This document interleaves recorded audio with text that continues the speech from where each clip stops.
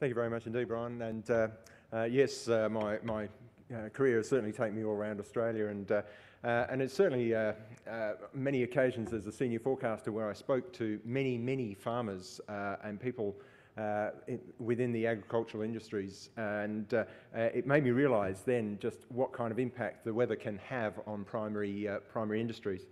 And so it's with that in mind that I present this talk, and just looking at what I'm going to go through, looking at recent improvements in weather and climate modelling, and are we making progress? There's the old story, does the Bureau ever get it right? Well, I'm pleased to say that yes, we do, and indeed, as I said on the radio a short time ago, there's a fair amount of outrage now when we actually get it wrong. So yes, we do get it right. But what challenges do we face in modelling and improving the forecasts further? And certainly there are places that we can go and things that we can do to improve further. I don't for a moment pretend that we get it right all the time at all. And I'll also run through some new forecast products and services that we are in the process of developing and which we will release in the not so distant future. And finally, some future plans in modelling and services. So moving right along, just how do we do? What are we doing? Are we getting it? Are we getting better? This is rather an esoteric slide. It shows anomaly corrections of the 500 hectopascal height forecast, and I don't for a moment expect you to understand that. It's a level in the atmosphere, and if we get that right, when we model the atmosphere, if we get that right, then we're on track to developing a fairly good forecast. But it's the shape of the diagram that I wanted to draw to your attention, and the fact that we see a steady increase in skill across all of those three graphs. Now, the size of the band is interesting, the band of colour there. The top of it is the Northern Hemisphere and the forecasting in the Northern Hemisphere, and the bottom of each of those bands is the Southern Hemisphere. And the reason there's a difference is because traditionally this starts back in 1980, and then models were very reliant indeed on surface observations and weather balloons and that kind of thing. And there were many more of them in the Northern Hemisphere than the Southern Hemisphere.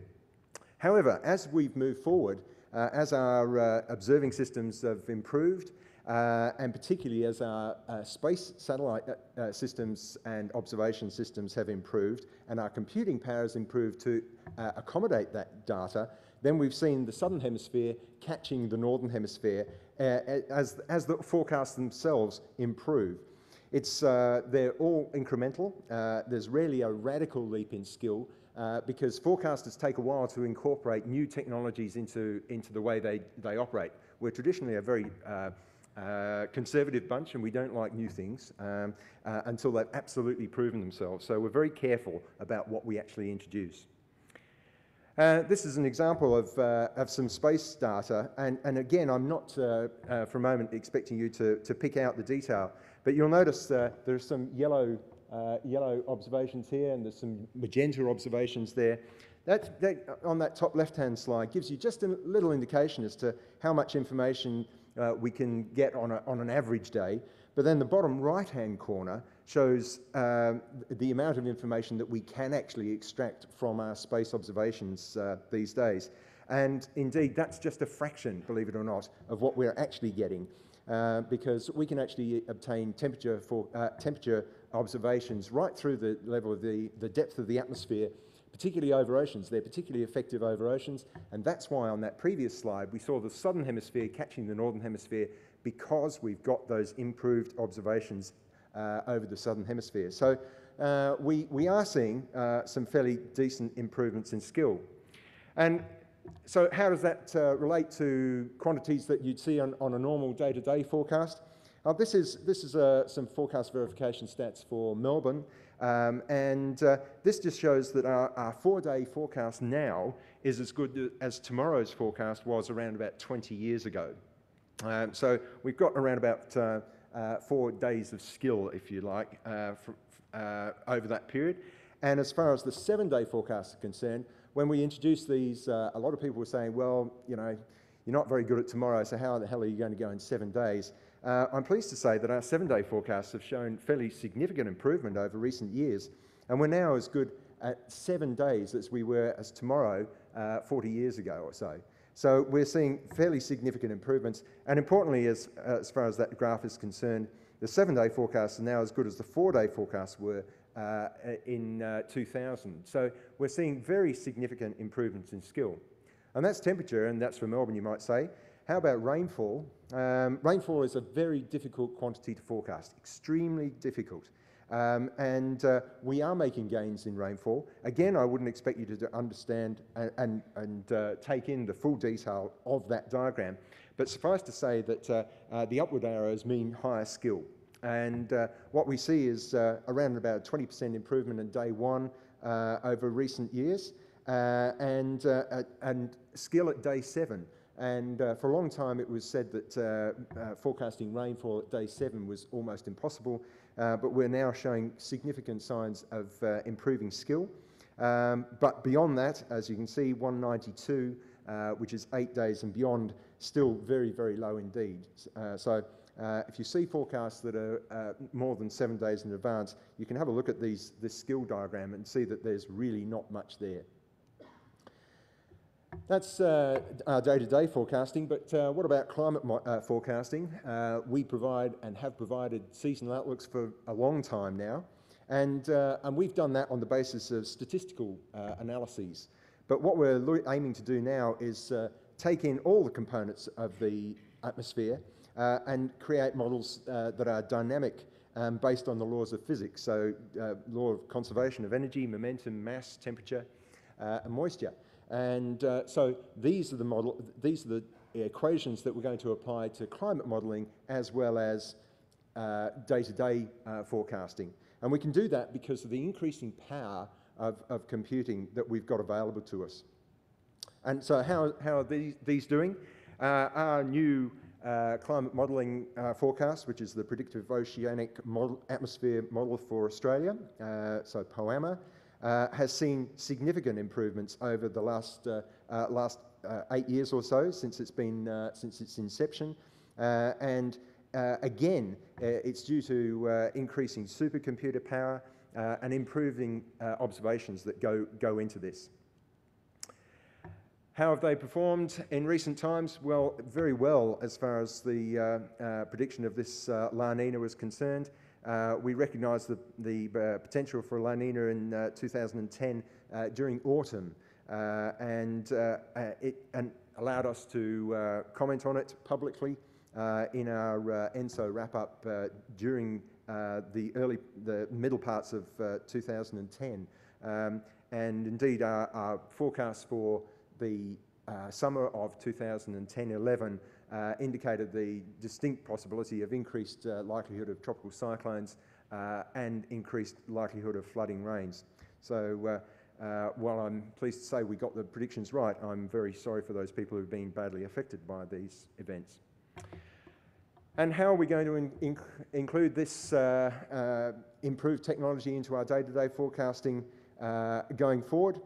We're introducing a new forecasting system to our forecasters right around Australia.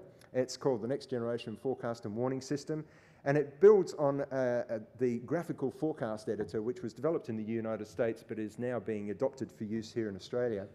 And it uses a grid of data, underlying grid of data, that allows the forecasters to look at grids of information, be it temperature, wind, relative humidity, rainfall, and the forecasters have the ability, they get this guidance, the initial first guess guidance from our numerical models, which are improving as we've seen, but forecasters can improve on that information. And so they are able to manipulate the gridded field and improve on it, and then the worded forecasts that we're used to seeing on an everyday basis are then generated automatically from the forecaster edited grids. So this is why some people in Victoria and New South Wales, where this system is in place, might have noticed some changes in the format of our forecasts. We're also, under this project, going to deliver a point-and-click forecast ability for all users. And while at the moment we are aiming to produce point-and-click forecasts for 650 locations Australia-wide, and that's our promise to government to deliver as far as this project is concerned. We intend to deliver lots more locations than that, because in essence we are going to allow users to point anywhere on these maps and click and get a forecast for that location. The underlying grid is a 6-kilometre grid, so that means there's going to be a grid point within 3 kilometres of your location, no matter where you are in Australia. The new forecast presentation will be delivered graphically by Forecast through an application known as Forecast Explorer. Those people from Victoria may have seen this already on our website, but it will be extended to New South Wales fairly shortly. And the 7-day forecast will be a combination of graphics and text to help users plan their week around the weather. And so we hope that this high-resolution forecast will assist in users becoming more efficient in their making their weather-related decisions. Looking at the broad project overview and timeline, we launched this system in Victoria in 2008. In 2009, the federal government funded the initiative to roll this system out Australia-wide. It is now installed in New South Wales. It will go live in Tasmania in June this year, and South Australia in October this year, and then we will move to the large domains, the tropical domains of Western Australia, Queensland and Northern Territory. We're also innovating in the seasonal stream flow service, and this is the focus of our booth outside, so I would urge everybody to come along to the booth and have a look at this new seasonal stream flow service. Previously, we provided forecasts of stream flow on a flood basis when there was significant rainfall causing river systems to flood. We're now providing stream flow forecasts on a routine basis and a monthly basis. And this information is available from our website. And I would urge you, as I say, to come and have a look at this product.